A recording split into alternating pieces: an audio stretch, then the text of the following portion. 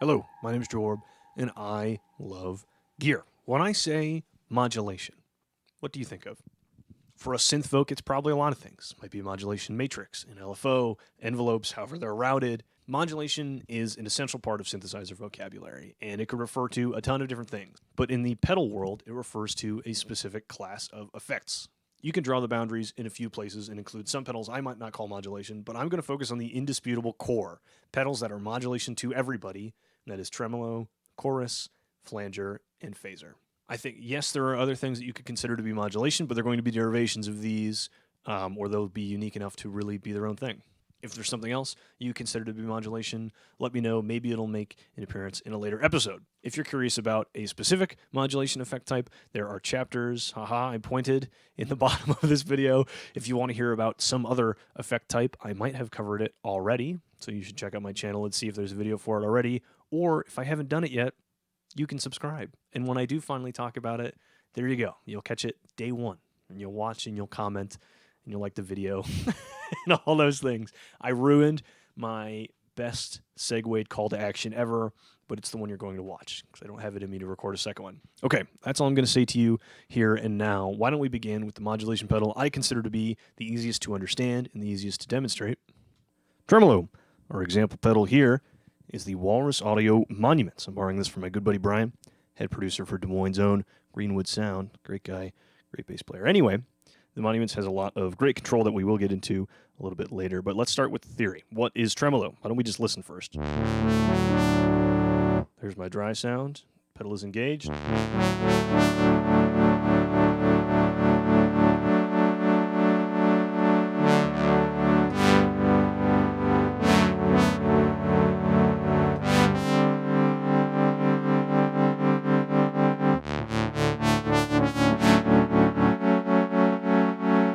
Cool. There you go. You might even be able to guess what it is already, but tremolo to us, synth folk, is quite simple. It's an LFO controlling our amplitude or our volume.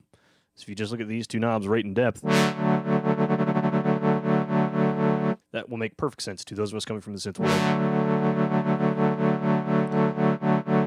The rate and depth of our LFO, and who could have guessed over here is our shape. This is a sine wave and a square. And a ramp, and here's a slight complaint, Walrus, if you ever see this, or if anybody wants to tell them I feel this way. The little picture for a ramp is reversed of what I'm hearing. Anyway, before I get too far away, I'm using the 6-track. I'll use it for a while. It is mono out and has a lot of pretty simple synth sounds, so I don't need to plan ahead. I can just scroll through until I find something that feels fitting. And you're seeing visuals on my B&K Precision 1530. That is a Hardwire oscilloscope. I'm doing everything in one camera because I'm having some trouble with my second, and I don't have the time or the budget to figure that out right now. So I hope this framing is okay. I don't know if I need to zoom in on things, but there you go. Anyway, this tremolo is super simple. It's an LFO on our amplitude. And I know immediately you guys are saying, Jorb, if my synth can point an LFO to the amp, why would I need a tremolo pedal? That is a great question. And I have some answers for you. First, this uses its own LFO. So if you wanted to do something else with the ones that are built into your synth, fine, you have those covered. And now we've added, in effect, another LFO. That's pretty cool, isn't it? But if your synth couldn't do that, of course, now you have a new sound design choice.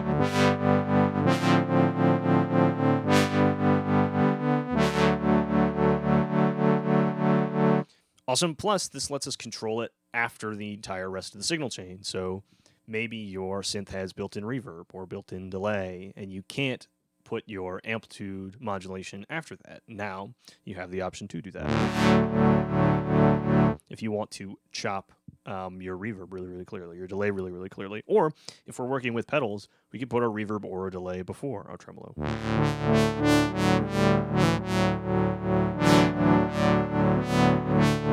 Cool. Well, we have rate and depth. You guys understand that? Rate. How fast our LFO going? Depth is how quiet we get at our maximum, or increasing the effect of the LFO, if you want to think of it that way. I'm going to skip the time division and the tap tempo for now. We have this volume, which lets us compensate for the perceived volume loss of a tremolo. And this volume knob is only engaged when the pedal is bypassed. Excuse me, when the And this volume knob is only engaged when the pedal is engaged. And then our shapes. You're hearing sine wave right now. There's a square.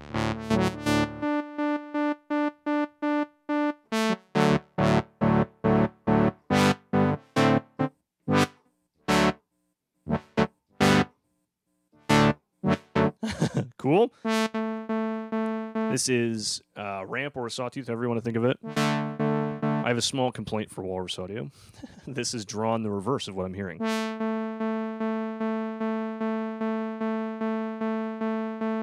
We have a sharp rise and then a gradual fall, and this is drawn to be the opposite. Now, if you want to think of that as what's subtracting from your sound, sure.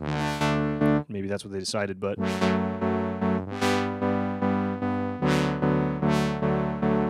the shape or the enveloping shape of our audio running through this after we run it through this mode sounds like the inverse of that. Totally minor complaint. We have this really slow lump, and if you visualize a second one, I don't know if we necessarily would call this bias tremolo, but I think that's what it's trying to emulate. But it's almost like one half of a sine wave and then one half of a triangle, because these points together, these points together at the end, kind of a sharp change.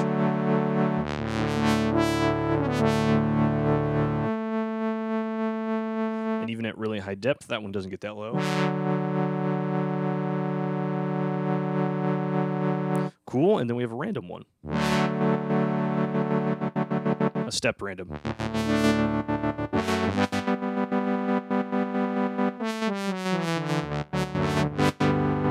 That's awesome. That's a lot of control you might not get on a lot of regular tremolos. Now, talking specifically about guitar pedals, in this one in particular, you will see a tap tempo, which you can't see the labels because Brian has these big barefoot buttons, but it's easier for me to slap with my hand. But this tap tempo, you should know, I tap in a tempo for a tremolo. And sometimes it catches extra presses.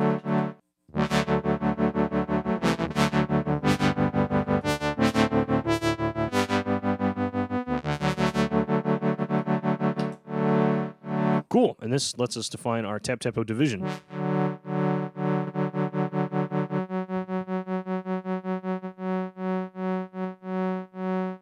So we can tap in with the song and whatever rate we want our tremolo to be. We can really define better there. Cool, and as soon as we change the rate, it'll snap to what we set from there and get off of the tap tremolo, the tap tempo speed. Great. All super simple, and honestly, that's all I really need to show you about tremolo. But there's another type of tremolo available to us on the Monument, and something I quite like. It's called harmonic tremolo. So let's listen first. I'm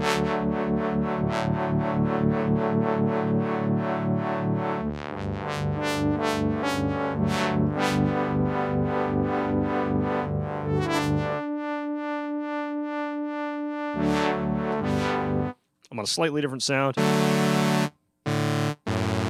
It's just a sawtooth, and the filter's all the way open, so we can really hear what we're listening to. There's dry. Here's the harmonic tremolo.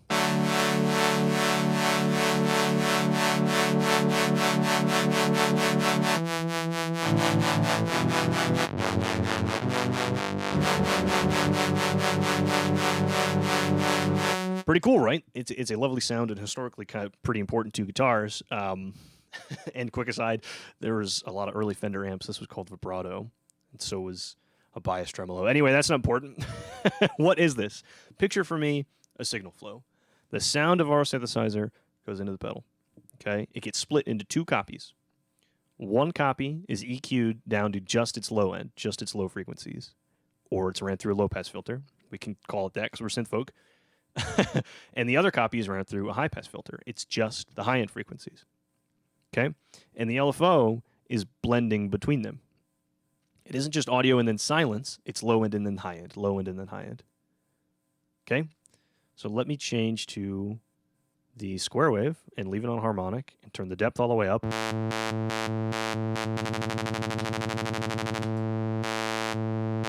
the tempo way down. Low, high, low, high, low, high. Okay, and when I put it on a smoother LFO, it almost feels like we've got some filter movement, right?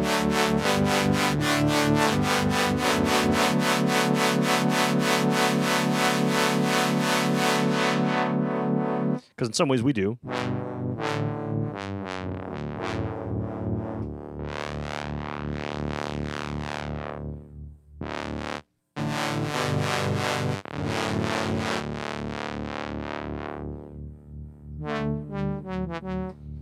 And I gotta leave our filter relatively wide open to hear all the harmonics that it is changing. Great, there you go. Let's listen to some of the other waveforms just because we're here. Here's the square already. Here's that ramp.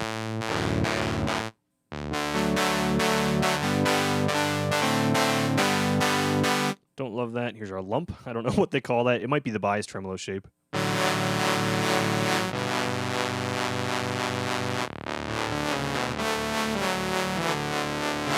Kind of throbbing. It doesn't get low enough for me to like it. And here's our random.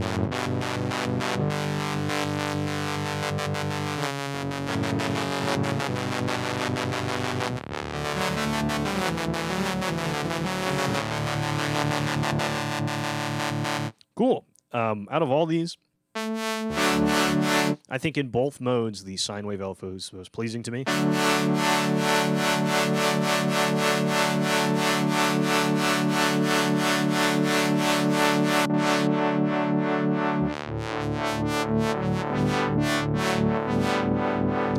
Anyway, harmonic tremolo is really, really interesting, and you can sort of fake filter movement without having to waste an LFO or do anything else with your filter. You have all sorts of cool options, and that isn't super common. There are certainly pedals that do it, but it isn't really everywhere. Anyway, that's about all I have to say about tremolo, especially in theory.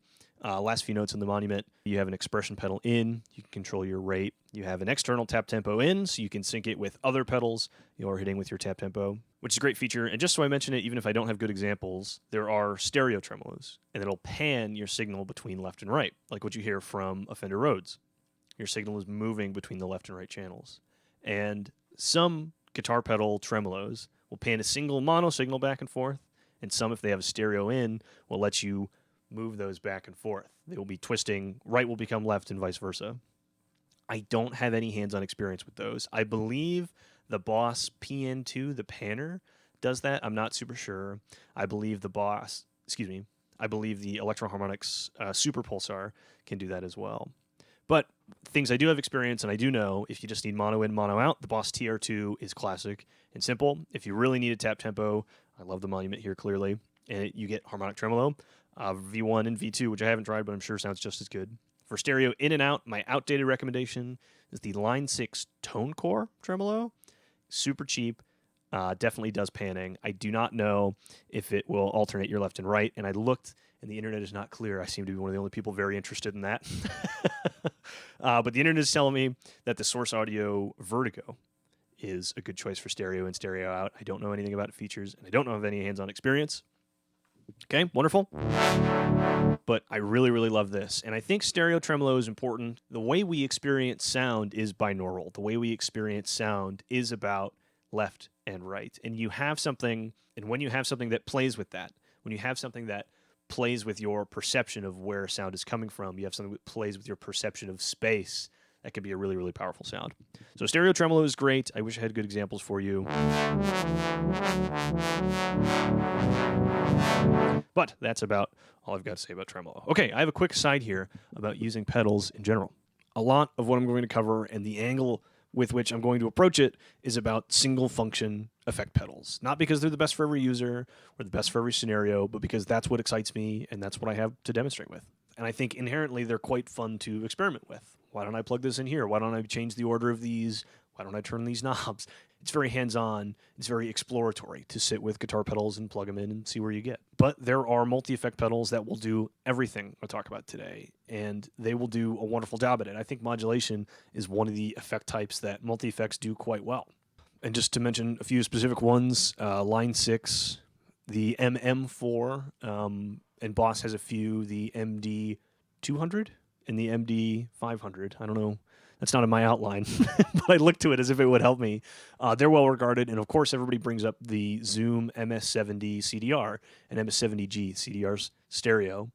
But if that is a better fit for you, if you're not sure, if you're looking for the sound of chorus or flanger or Phasor, these multi-effect pedals are a great way to start and a great way to hear these effects without committing to a $150 pedal. Because if you're thinking, man, I really would like chorus sounds, and you get a chorus and it's not what you wanted, and maybe you would have been better suited by spending that money on a Phasor. If you get a multi-effect pedal, you can find out without really committing, and there's a good chance that those sounds will be good enough for the use you have in mind for it anyway. So I do encourage you to save money where you can, and multi-effects are a great way to do that.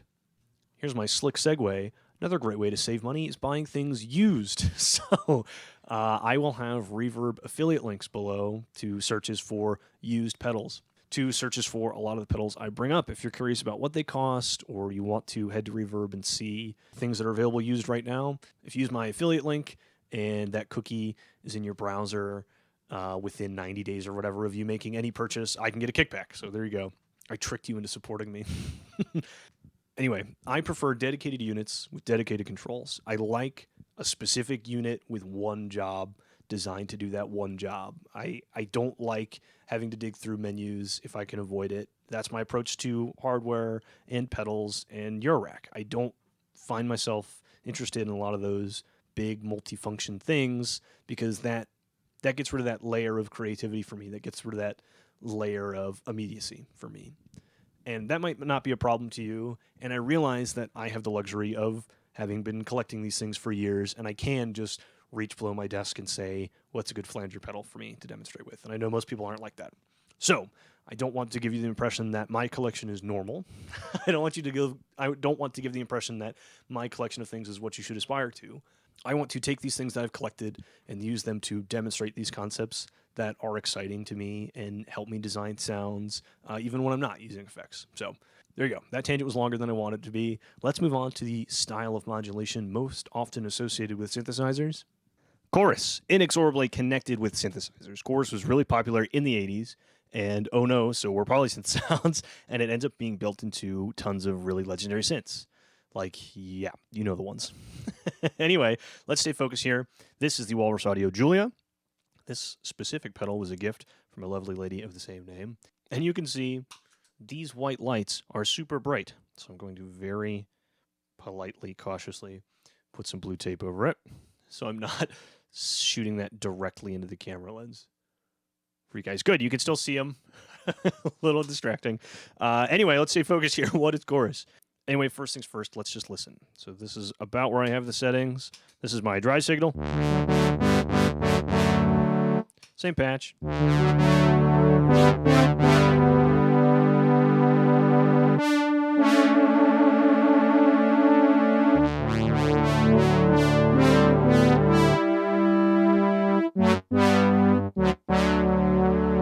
Cool, let's find a different sound.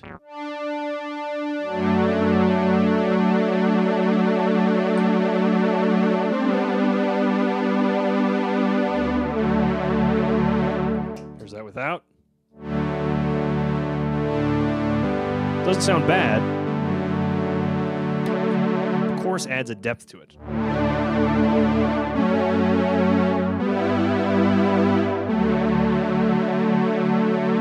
Great. Okay, well, what are we hearing? So our signal comes into the pedal, gets split into two. One side is totally dry, and one side is having its pitch modulated. Can you see all those labels? It's probably going to be hard, especially on this really cool custom flower colorway. But let's listen. We're going to focus on this blend knob here, okay? So if I'm all the way on D for dry, some slight coloring from a gain stage. I'm going to find a patch that doesn't have any modulation of its own, and I'm going to open the filter all the way. So here is pedals off. That's this left piece of painter's tape. Pedals on. So a slight boost from a gain stage, not a problem. So there's a slight boost, but there isn't any difference in the sound, right? And that left side, that D for dry, is one of our split signals. All the way at the other side is a vibratoed version of that original sound. and our rate and depth control the speed and how dramatic that is.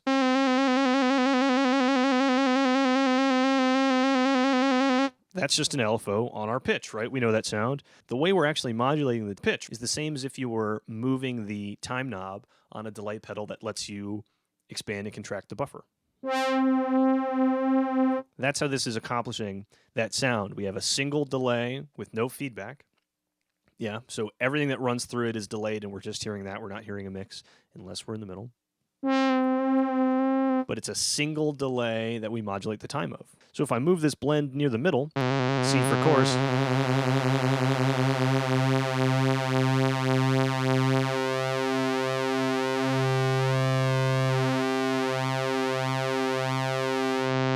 vibrato again.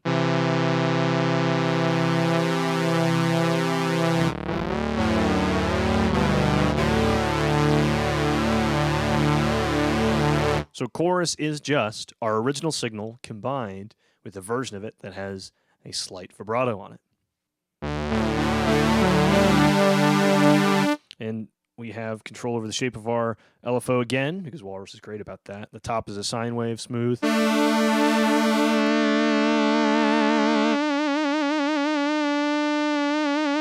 the bottom is a triangle.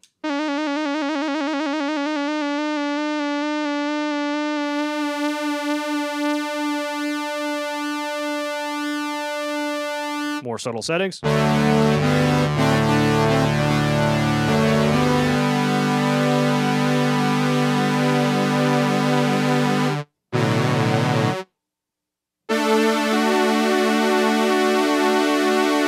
you've probably seen me moving lag around this, so I should explain it now. What lag is, so I'm going to turn it all the way down. Let's listen to the vibrato signal.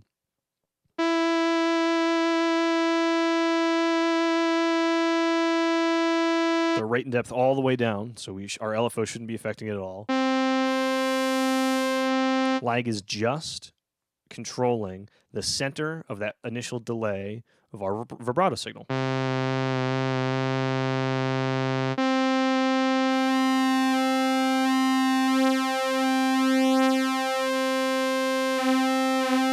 If I move it really fast, you can hear some phase interactions. Oh gosh, I haven't even referred to the oscilloscope. Sorry about that. So this will be great for lag. So if I hold just a single note, we've got lag somewhere in the middle. I'm going to turn our cutoff a little bit down. There's one note. Pedals on. And the LFO's at its minimum. It might still be affecting it a little bit. But as I change lag,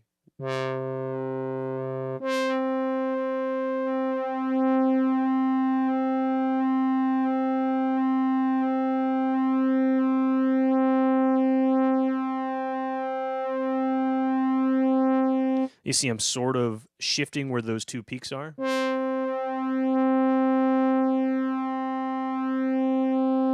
Around the middle, I can get them just to add up. And a synth folk should be recognizing this, right? This is just like manipulating two oscillators that are very close to the same pitch. And sometimes they'll waver a little bit. And you get almost phasing interactions like that. So let's bring back in some of our LFO.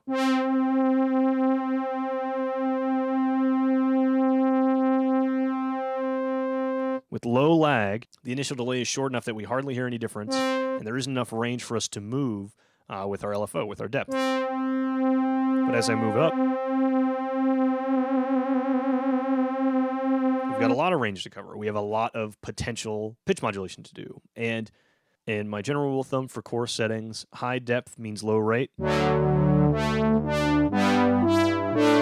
vice versa, high rate means lower depth.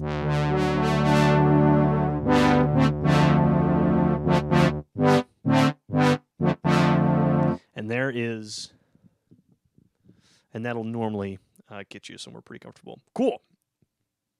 Great. Are you guys having the moment? You putting these things together? That synthesis parameters can explain all of these things. They're just a different way of achieving it, and they have their own inherent nuance if you're using a guitar pedal.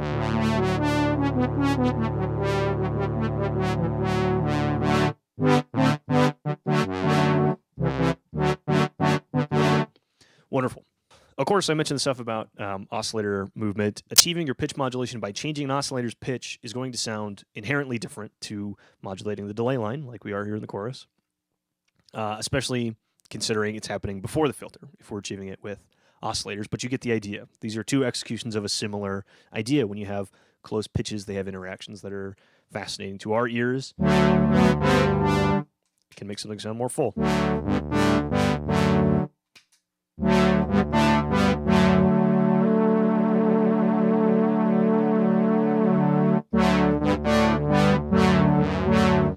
Yes, this sounds great, but it is a monochorus, which doesn't quite tickle my brain like a stereo chorus. This is my beloved Ibanez CS9. This is my dry signal. Already different just from going through the pedal on the left and right. And now this is it engaged.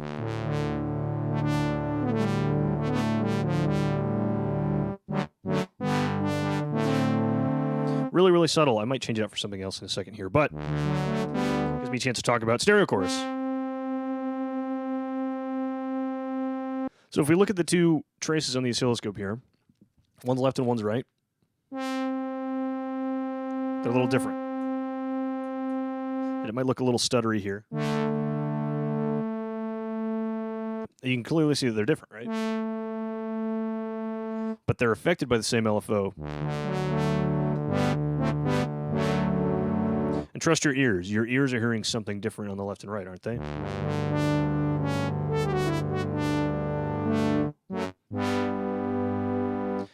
But it's not super clear what the stereo image is coming from. Some choruses do it in a few different ways. I believe this is the same LFO on different delay times. Pitch is changing by different amounts.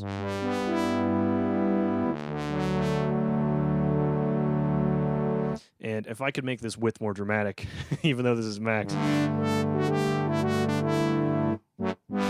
I could tell you that for sure. But I have another stereo chorus for an example here. This is the TC Electronic June 60 V2. Yes, that one. And I'm realizing right now it's sort of in the way of the oscilloscope, so I'm going to turn it at a funny angle. Okay, the TC Electronic June 60 V2. It's emulating the Juno chorus in one way or another. And something it does get right is the relationship of the LFOs for your left and right. Trust your ears, okay? Yes, use the visuals, but really, really listen to what you're hearing.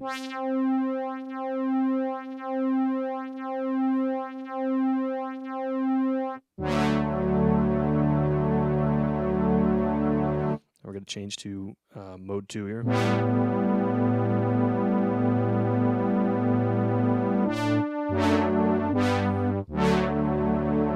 Okay, your dry signal is present in your left and your right, and the vibrato signals that they're getting mixed with are the ones that are a little bit different. Ooh, right there, you hear that?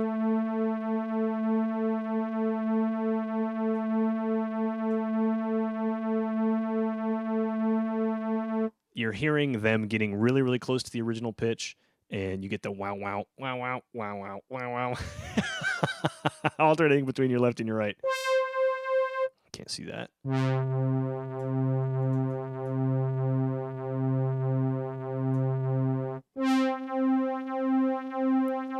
That pitch makes it really, really clear.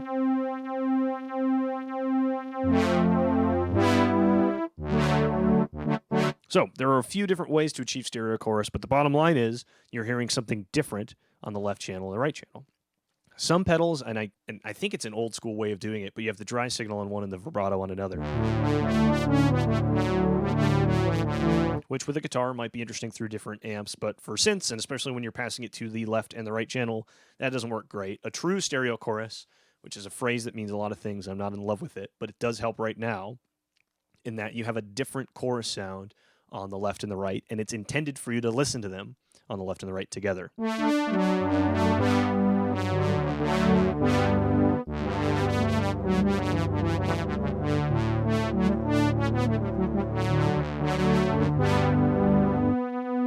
Like something like this, whether you think this is perfectly like the Juno or not, it's executing chorus in the same theoretical way.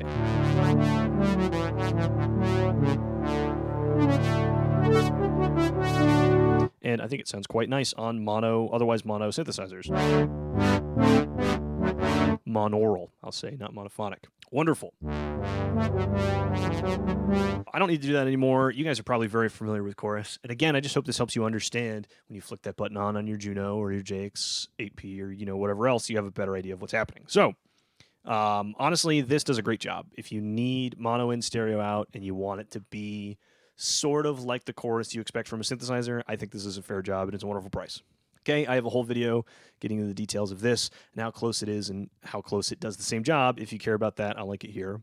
But I like the Boss Dimension D and the CE2 and the modern Wazacraft versions of each are stereo out. I believe you get stereo in on the Dimension D as well. And the Dimension D is a classic 80s rack effect anyway. So if that's the style you want and you don't care about not having knobs for rate and depth or some of the waveform controls on things like the Julia, then that can be a great, great choice and will naturally pair well with synthesizers. But if you need stereo inputs, I mentioned the Walrus Julia. There's a stereo in, stereo out Juliana, and it has a lot of the same options. I haven't tried it, though, but I'm quite confident that Walrus only makes nice things.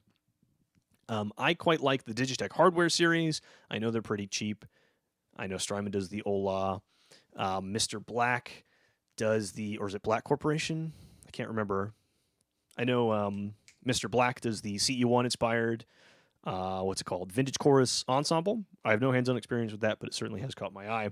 Anyway, that's all my chorus buying recommendations. Anyway, that's chorus explained. Let's move on to its slightly older, slightly weirder brother. This is a flanger, an Electro Stereo Flanger 605F. This is something I actually bought from a good friend of mine, Will. He's a piano tutor now. Great guy. Anyway, flangers are soupy, sometimes shrill, always weird. Let's just listen.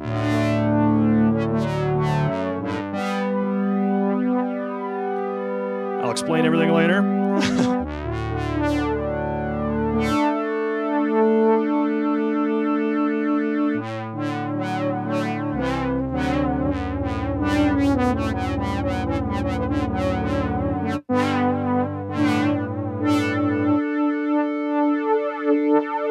Very dramatic.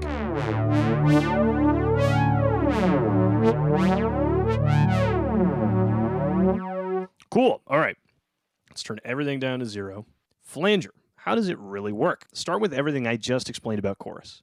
We have a dry signal and a slightly delayed copy, and the delay time is going to be modulated. So our speed and our depth. And they're added together.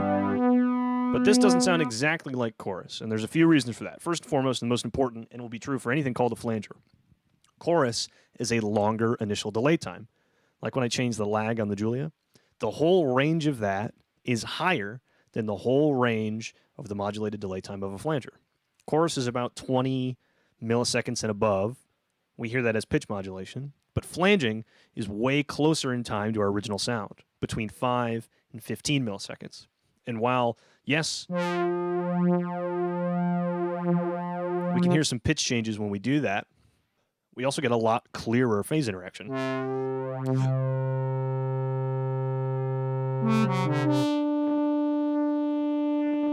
And this is with almost no effect of the LFO.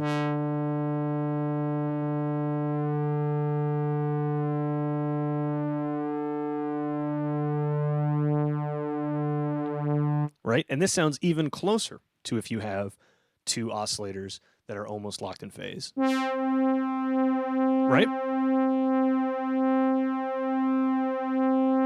They add sometimes, they subtract sometimes.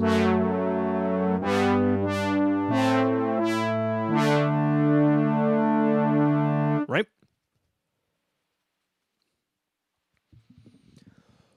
Cool. And just really quickly, if you aren't familiar with phase and the idea of phase relationships, in audio applications, phase is a relative period of two signals.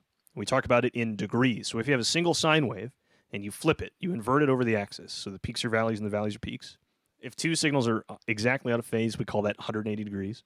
And if we listen to that phase inverted signal on its own, it won't sound any different from our original signal.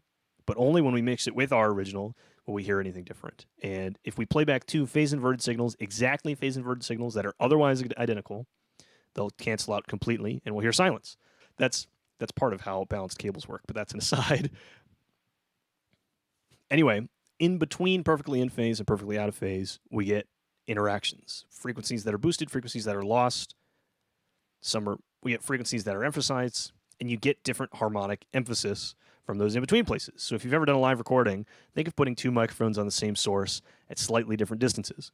You get weird phase interactions, right? Good or bad, and you either have to compensate for that in a DAW or measure out your microphone so you're not dealing with that. But flangers want that sound. They manufacture that interaction on purpose with a really, really short delay time, milliseconds, so we don't hear much of a pitch change, right? And we're modulating that delay time.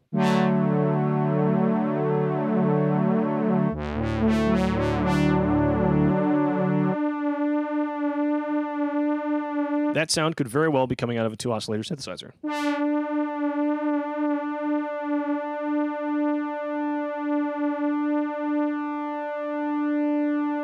Very cool, right?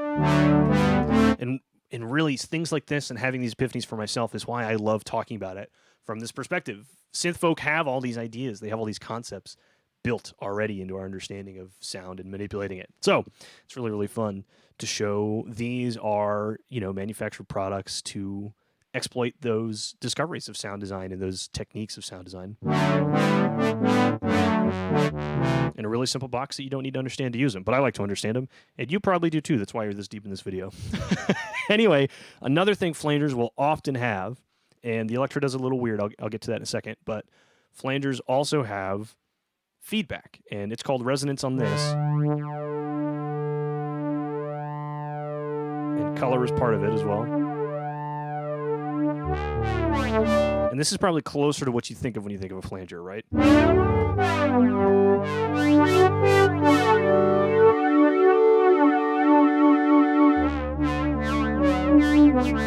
So we're taking the result of our modulated side of our two signals, right? And we're feeding that back into the beginning. So it's getting modulated through that whole path again. If I turn everything all the way up, it's just like we let the feedback get out of control on a delay pedal, right? It's sort of springing, moving. And these, since they're happening so close and they're just barely getting delayed, a lot of them are canceling with each other. And you have, it's almost springy to me because it's short, feedbacky resonance. And the feedback, just like feedback on a filter, is high enough now that it's making its own distinct pitches. So let's turn it down a little bit more.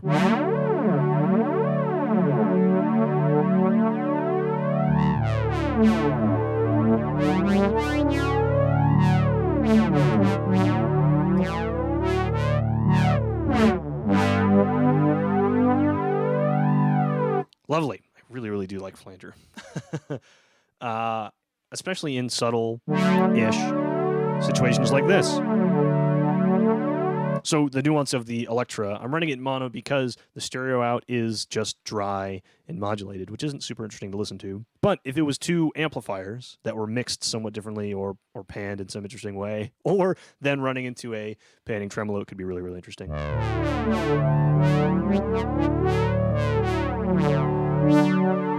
But on its own, I'll recap again. So think of like a chorus with delay time short enough that it's less about pitch modulation, more about phase interaction, plus an element of feedback. And what's, again, we're talking about pedals specifically, right? So what's unique about the Electro? This color, if I turn it down, our feedback control basically does nothing. I believe this color is a low-pass filter, a tone control of our feedback signal. So if I set it all the way up, every frequency is getting passed back to the beginning. Or I can cut off some of the high end that becomes really metallic, really shrill. And slow this down. And soften everything.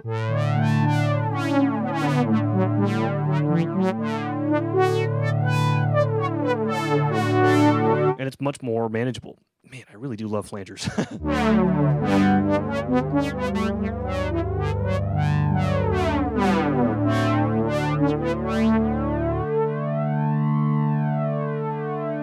Great. I think that was, I really love the sound of this flanger in particular. It can be very, very tasteful. And as far as recommendations for flangers, I have to be honest with you, I don't have many. I like the Boss BF2, which I have not tried in a long time. I have a Boss high band flanger, which I think has an octave up on its modulated sound, which makes it really particularly unique. I like the Ibanez FL9, big yellow guy. The controls of that are perfectly tuned, but as far as stereo in, stereo out, I'm not even going to fake a recommendation.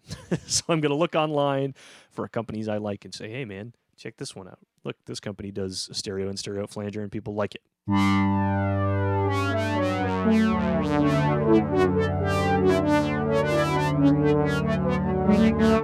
Okay, that is all I have to say about flanging. But now on to the most confusing modulation effect, my personal favorite, and one I hope I have set you up to understand by the end of this. I almost did the wrong transition. Phasers.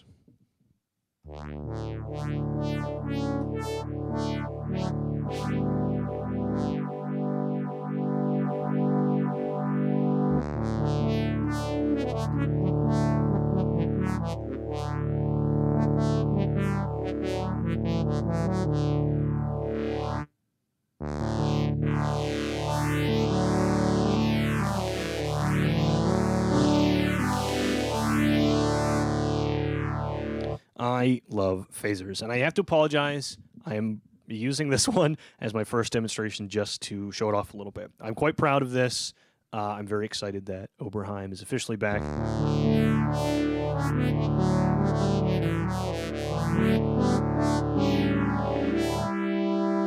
One control for speed.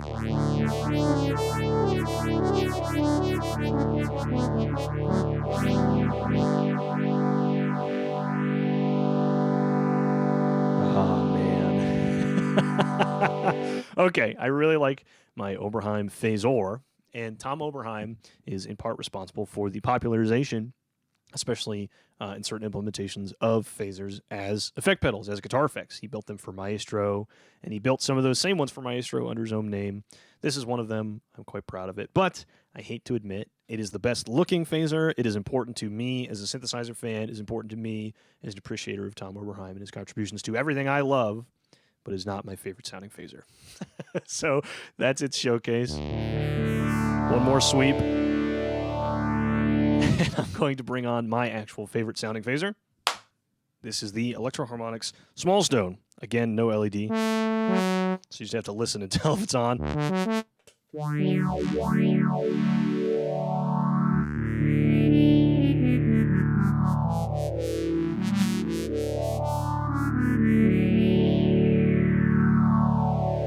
Sheesh. Okay, the sound can be described as whooshing or swirling, right? And let me turn up the speed here.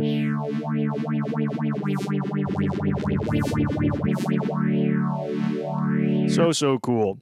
Phasers, I wrote about 4 pages of this outline just on phasers and how they work and all-pass filters, which is interesting to us as synth folk, or me. And well, anyway, that's really what I realized. I could be way less technical, but still be just as effective at letting people understand what they're hearing. And I don't need to spend more than half this video on one effect, even if it is my favorite. So for the real inside baseball explanation, I'll link you below to a website, mynewmicrophone.com. It is the best technical explanation I have ever come across. It's been saved in my bookmarks for a while because I've never seen anything succinctly visually explain phasers quite as well as that. I might do something with those 4 pages. Maybe it'll be just for patrons. Yes, there you go. There's the plug. I forget to plug. I have a Patreon. If you want to support me, check it out. You get some sounds for free, and I will talk to you in a Discord. That's the worst pitch. Sounds really lit, doesn't it? Anyway, from the name phaser, you could have guessed, yes, we're talking about phase interactions again. The sound of phasers can be accurately understood by understanding a notch filter. A notch filter removes a specific band, or they're called band reject frequencies. It removes a specific band of frequencies, a notch, and the modulation aspect of a phaser, we're controlling that notch, we're moving it around. Okay, so let's listen. I'm going to do my best to get a spectrum analyzer on screen, and I'm saying this now so that I do it in editing. However I need to accomplish it, I think it's very, very valuable for understanding phasers. Okay.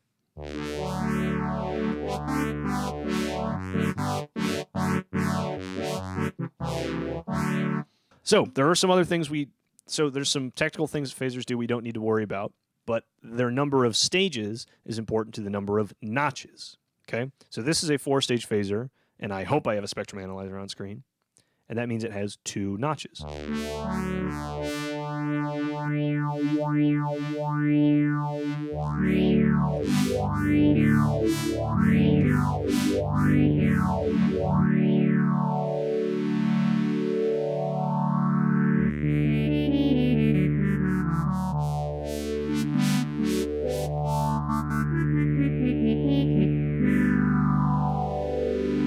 Wonderful. You know what? Let me change to another phaser that might be a little bit easier to demonstrate some of these things. This is the Digitech Hardwire SP7. I really, really like it. And I don't know if these labels will be visible to you. I'm pretty sure you won't be able to see these labels, but these are the different modes. All the way down at the bottom here, this is 2 stages. So I'm going to turn the speed and the depth somewhere near the middle. There's our dry.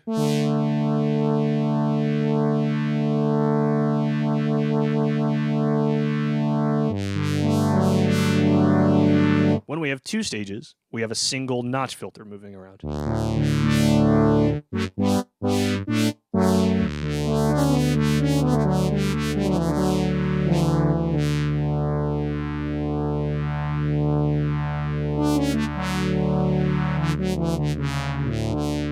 Great, and if I click up to the next one, 4 stages, then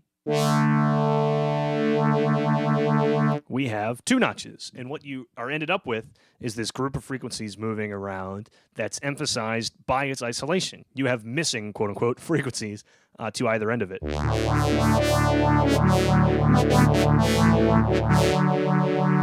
And that's what's moving around.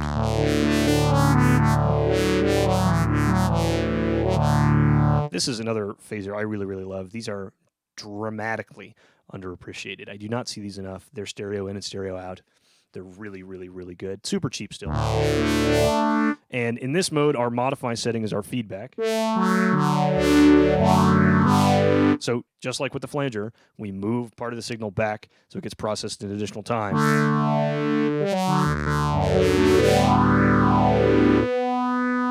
And so just like our filters, when you turn up the feedback or the resonance, you get an emphasis around that cutoff point. And so we have an emphasis right around those notches.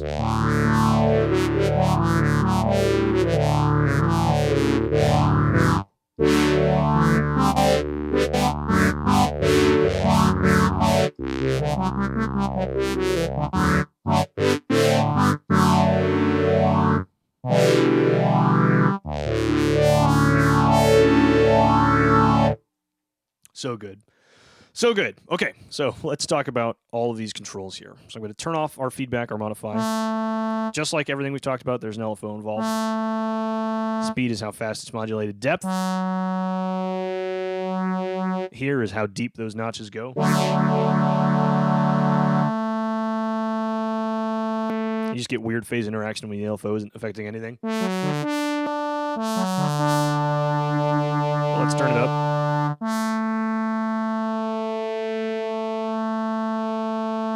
Depth is how deep those notches go.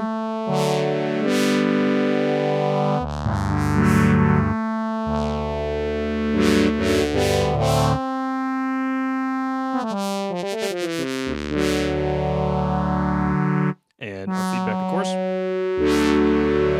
Now, but let me move up to, this is the boutique setting, I believe. Yes, this is a 6-stage phaser. So we have an additional notch. And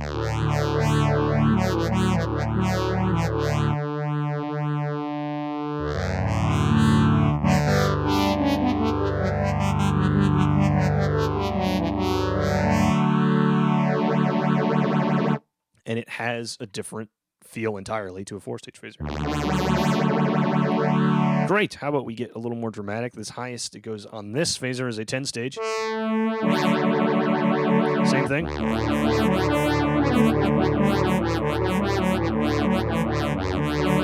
And if you have a bunch of missing frequencies on your frequency range, we call that a comb filter. I don't know exactly when it becomes a comb filter. Is it just at 2? Is it as soon as we're a 4-stage phaser? I don't know. I'm not going to pretend to know.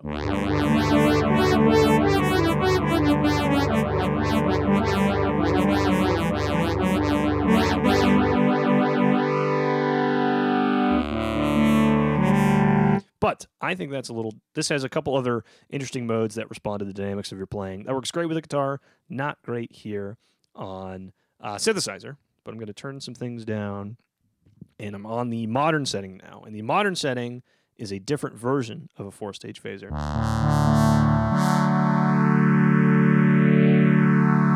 So we're going to listen to it for a sec. I'm going to click back down to just 4-stage. This to me sounds like a small stone. This to me sounds like an MXR Phase 90, kind of like what I hear out of the Oberheim phaser. And let me just play it a little bit more. This is the 4-stage mode.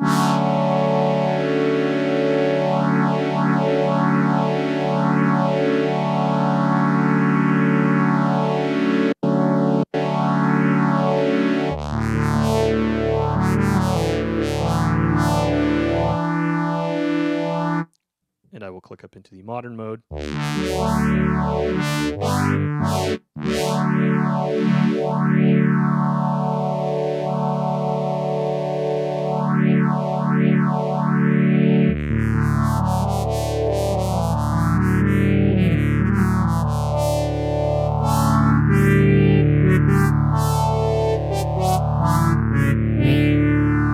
Cool. So phasers, in theory, is a sum number of notch filters, which is related to the number of stages you have, number of filter stages you have. For every 2 stages, you'll have a notch filter.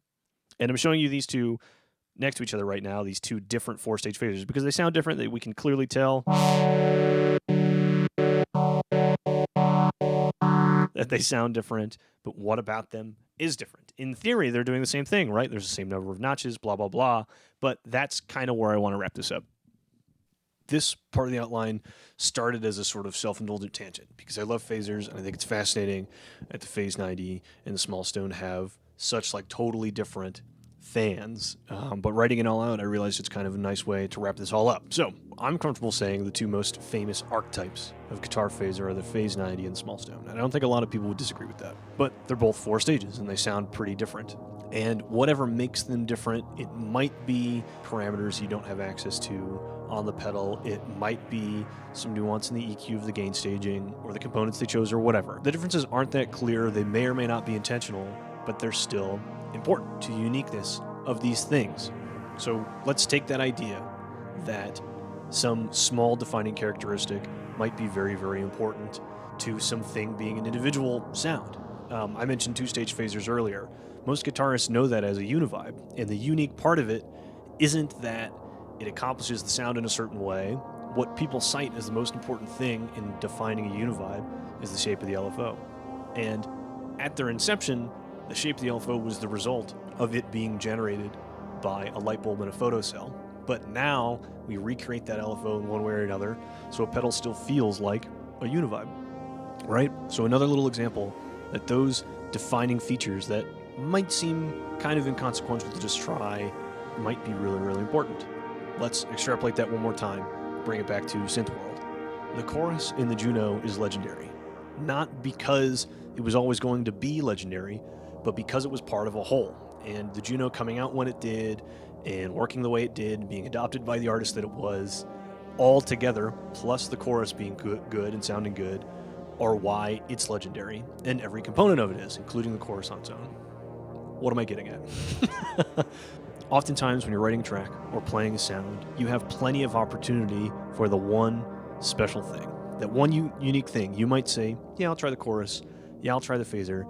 Yeah, I'll find the flanger. You'll just try it. And if it fits, it fits, and you leave it, you leave it. But there's a chance that that will be the defining feature for you or somebody else. And I think in sound design and making music, often you can be looking for that one little thing that makes this more unique, that makes this more special. And I think it's really easy to find those things if you're experimenting with guitar pedals. It might feel inconsequential to you to throw that on and try it, and if you like it, you keep it. But that might be the most important part of that sound design. That might be the most important part of that jam or that track. So I hope to encourage you to sit down and try a lot of things, modulation pedals specifically today, but try things and find the element that defines the sound design of that moment for you. Find the element that makes the track for you. Sometimes it's something you don't expect will ever be important. So there you go. I didn't script that. I hope it was as poignant as it felt as I stumbled upon it in recording. My name is Jorb. I love gear. I really, really do. Thanks for watching. Hope to see you in the next one. Cheers.